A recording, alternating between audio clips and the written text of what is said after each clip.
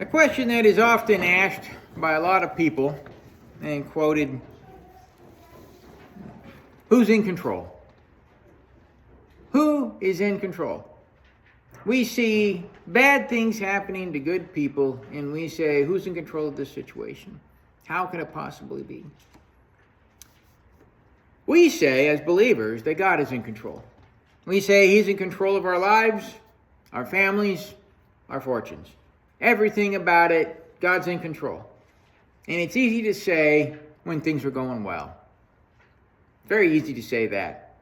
You know, when God's giving you blessings, you go, God is in control, amen, hallelujah. You know, we say it loud sometimes in church, sometimes at home, even at work sometimes. We say, God is in control. Let's not worry about it. Everything is there. The question I really want to ask this morning, though, and I wrote in the worship folder, is, do we truly believe that?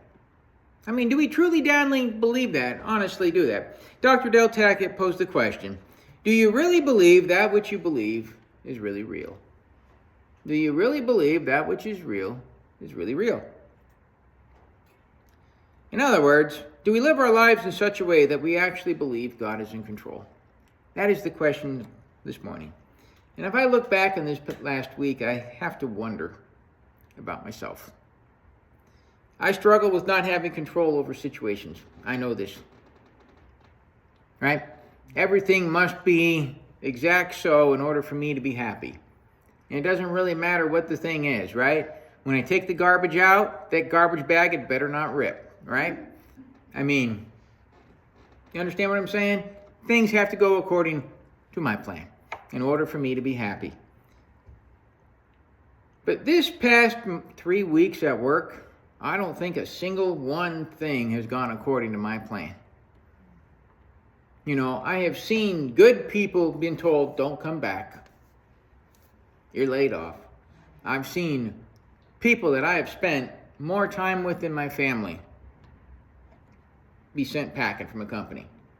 There's a closeness, a bond that is shared. Anyone who's done work with anyone for a long period of time, and you see somebody go, there is definitely something missing in life, right? You definitely have that. That's just ripped out of there. And as a result of that, I get very frustrated at that lack of control that I can have over that. I look at the supervisors. The one that hired me 14 years ago retired. And now I'm stuck with other people that don't know me as well, that don't really understand how I work, don't understand, quite frankly, I don't understand how they work. And so, but it's a feeling process as we come together to try to do this job down there. I don't have employees that I feel are pulling their equal weight because they're upset and mad at the current situations down there. And I find myself almost daily behind the 8 ball, literally and figuratively. No matter what I do, I'm never done. I am being sent home before the job is completed, and there is nothing in this world that irritates me more than being yanked off a project before I have seen it through. I am not in control, and as a result of that, I am not happy. I have moaned, I have griped, I have complained to just about everyone, including to you this morning. But the question remains, who is in control? And whom should I be trusting? Who is in control? And whom should I be trusting? This morning we will look at the book of James in chapter 4, the conclusion of that chapter, as he raises these pretty close to these very questions to the early church.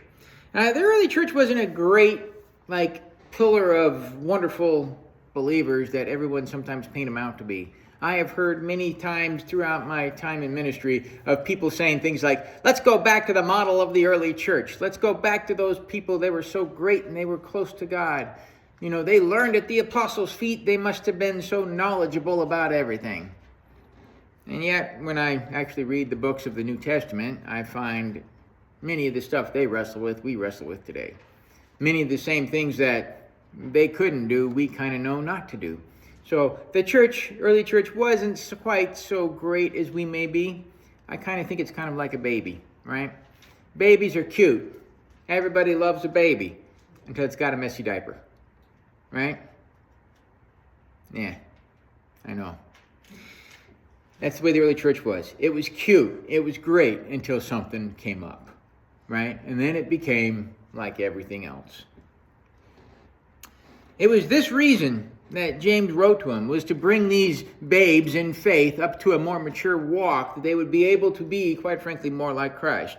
It was for this reason James, the brother of Jesus, wrote this very passage this morning. It is unique that there really isn't much of a transition from the previous statement where he talks about do not speaking against one another, and then there is only one lawgiver and one judge, and then he immediately goes into this idea of like who's in control, right? There's no real bridge and gap. It's kind of an abrupt thought put in there. But clearly, if I'm reading this, I understand what James is doing. He's addressing a problem one at a time as it comes up in his head.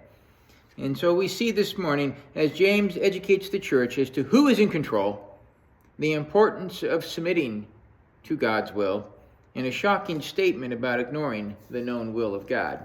So if you can turn with me to James chapter 4. We'll start with the 13th verse. James 4:13 says, "Come now, you who say, today or tomorrow, we will go to such and such city and spend a year there and engage in business and make a profit. Yet you do not know what your life will be like tomorrow. You are just a vapor that appears for a little while, then vanishes away. Instead, you ought to say, if the Lord wills, we will live and also do this or that. But as it is, you boast in your arrogance. All such boasting is evil. Therefore, to one who knows the right thing to do and does not do it, to him it is a sin." So the first point I believe out of this, when we ask that question of who is in control, the first question is, it's not us. It's the simple answer. I think it makes a very simple statement there. He says, we who say, today or tomorrow we will go to such and such city and spend a year there, engage in business, make a profit. And then in 14 he refutes that and says, but you don't know what your life will be like tomorrow. There is nothing in the statement of making plans that is necessarily bad. To claim, however, that we are in control assumes that we control the destiny and the outcome of our own life. That's what it does. When we make a plan and we assume we're in control of that situation, we assume that, quite frankly, we have the ability to control it. You think of what he says here, what control comes to mind here when we read this. It says, today or tomorrow, there's a control of time. Like that is something we have control over.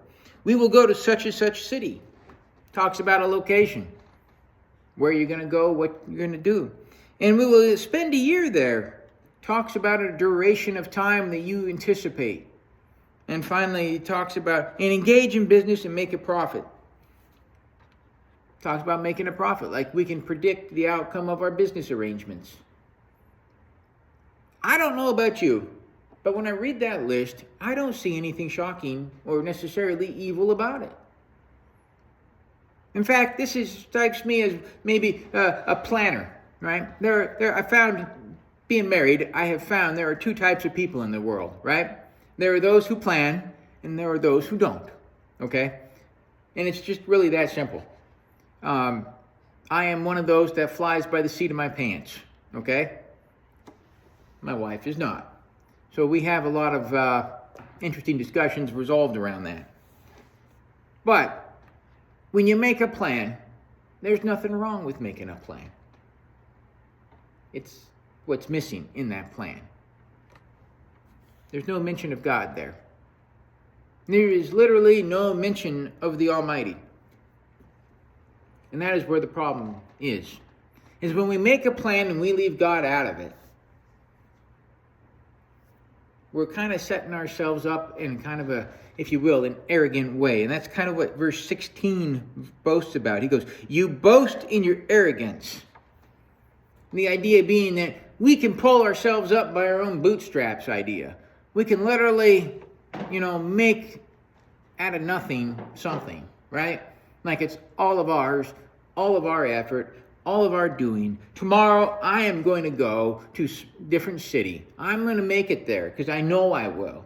And I am going to, be there for a little bit because I am predetermined in my mind that is the way my life will go. And then I am going to get rich out of the process because I know the amount of time, money, and effort I'm going to stick into it will reward me. When we start talking about that, what do we notice about those statements?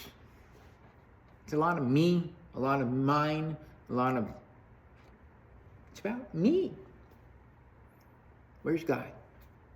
When we start putting ourselves in that situation where we are bigger and better and taller and mightier, there's the problem. There's no mention of God. As he says in verse 14 there, you do not know what your life will be like tomorrow. Life is uncertain. We can't predict the future. Don't believe me? Just look around you. Think of all the people that had a good job. For one reason or another, they lost it. No fault of their own, they lost it. Think of all the people that had a good relationship. But then something happened. Relationships are gone. You don't know what tomorrow's going to bring. Life is uncertain.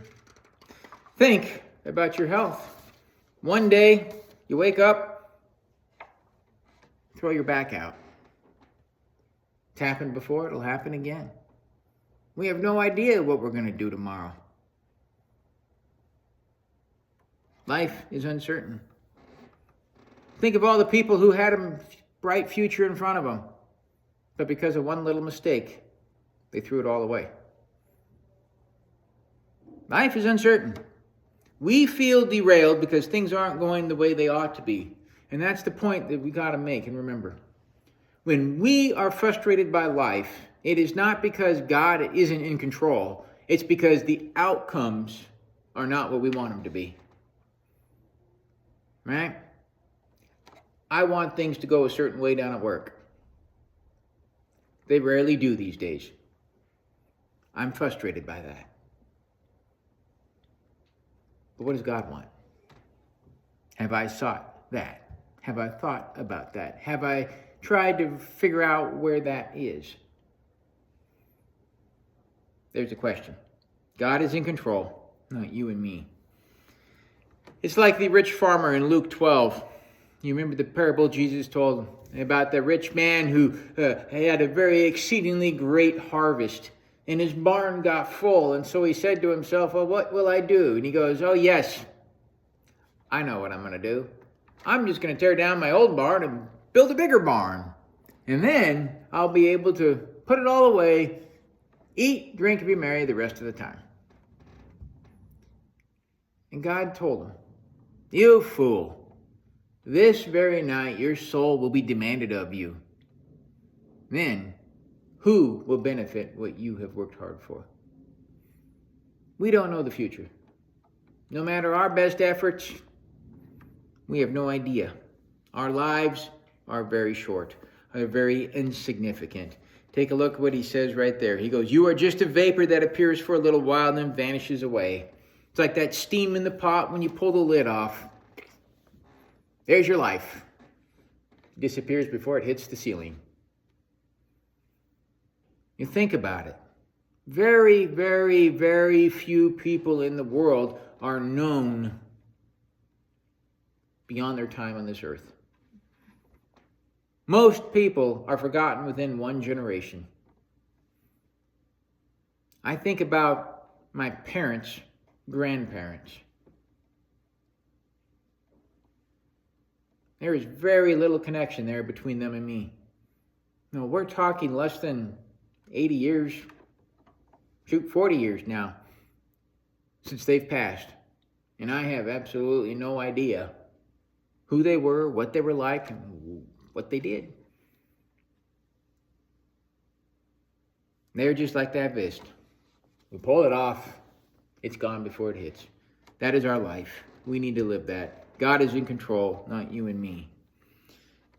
And it says, instead, in verse 15, he says, you ought to say, if the Lord wills, we will live and do this and that. We need to recognize who God is. That is the first thing we should always do. When we go out and about and do things, we need to understand who is the Almighty. That's what the idea of if the Lord wills. You see, God is all-powerful. and all-controlling. He knows everything. He made everything. And He has a plan for everything. And that's what we have to acknowledge. It's not my plan. It's His. He made me. As the psalmist said, the earth is the Lord's and everything in it. Therefore, He is absolutely right and just in determining what happens. That includes me. That includes my struggles. We need to acknowledge God's sovereignty in our lives. In all things, we should act with the knowledge that God is in control. But at the same time, it's very interesting. The Bible also tells us to make plans. The Bible doesn't tell us to fly by the seat of our pants so much. It does hint that we should do it. In Psalm 24, it says, may God give you the desires of your heart and make all your plans succeed. Proverbs 20 verse 8 says, make plans by seeking advice of people. And Proverbs 16:3 says, commit your works to the Lord and your plans will be established. See, the Bible tells us to make plans. But we're not to forget God in making our plans. What does the Lord want out of me, out of my life, out of what's going on? How can I think and act and do this? When we make our plans, the question we should always be asking is, what does God want? And what does He want me to do? But a very interesting statement for me is in verse 17. It says, therefore the one who knows the right thing to do and does not do it, to him is a sin. That tells me that God's will can both be known as well as obeyed or ignored. You see, it's very fascinating. I believe there are at least two different types of God's will, perhaps more. There is the one that is His absolute divine will. It just happens. No matter what humans do, God's in control. He sees it through. An example of that is Jesus on the cross, right? That was part of God's will, and nothing could have changed the outcome of that. It was going to happen. That's what Jesus was born to do. There was no changing that. But then there's God's will, as in kind of a lower W will, in the idea of what He wants you and me to accomplish in our lives, but He gives us the freedom to make those decisions. That kind of a will, God knows and His desires, and it is not hard to figure out. He has given us more than we need to understand of what He desires. Get a couple examples of Micah 6:8. He has shown thee, O man, what is good and what the Lord desires, but to do justly, to love mercy, and to walk humbly with your God. We have the Ten Commandments, a good example of what He wants people to behave like.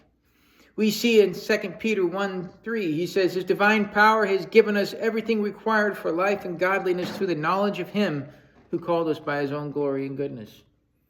He has given us everything required for our life and godliness that He desires. It's not a mystery out there, folks, as to what God's will is. No. What James say earlier, he goes, anyone lacks wisdom, ask it, and God will be happy to provide it.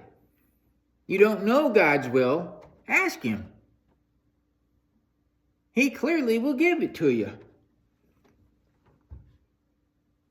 So in this particular case, we are talking about, and I'm going to assume this, you're talking to a bunch of believers in 13 through 17 who happen to be merchants, who are probably prominent businessmen, people who are used to thinking and plotting and planning a course. They probably have Microsoft Excel spreadsheets galore. They probably have, fourth quarter budgets and annual earning incomes and, whatever else they do in those big meetings upstairs, besides drink coffee.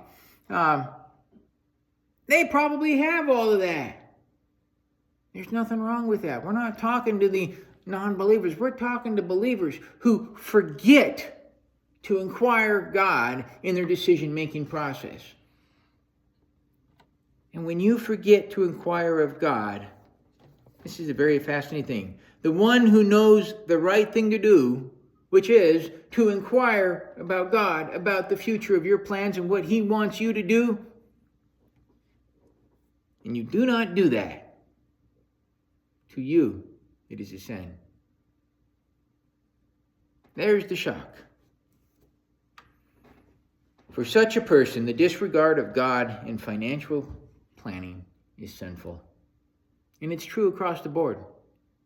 No matter what you or I or anyone set out to accomplish in life, if we do not sit down and think and ponder and pray the direction we are to go,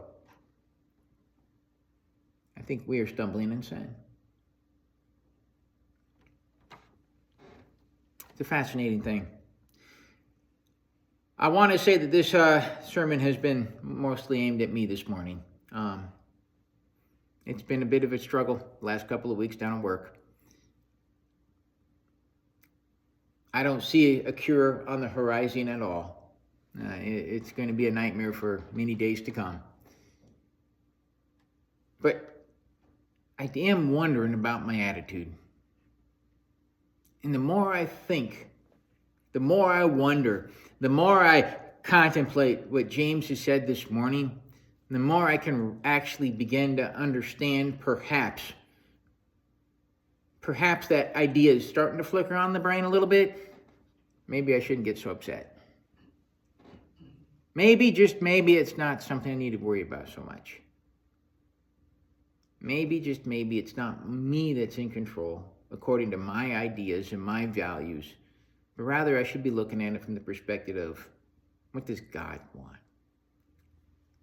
So this week, as we go out, as I go back to work, let us be pondering that. In every action, in everything we do, be asking ourselves, who's in control? Is it me or is it God?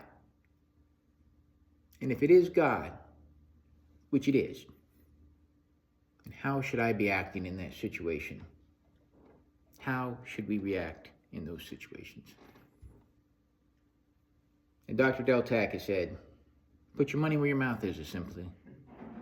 If you're going to believe that which you believe is really real, then act like it. Let's close with a word of prayer.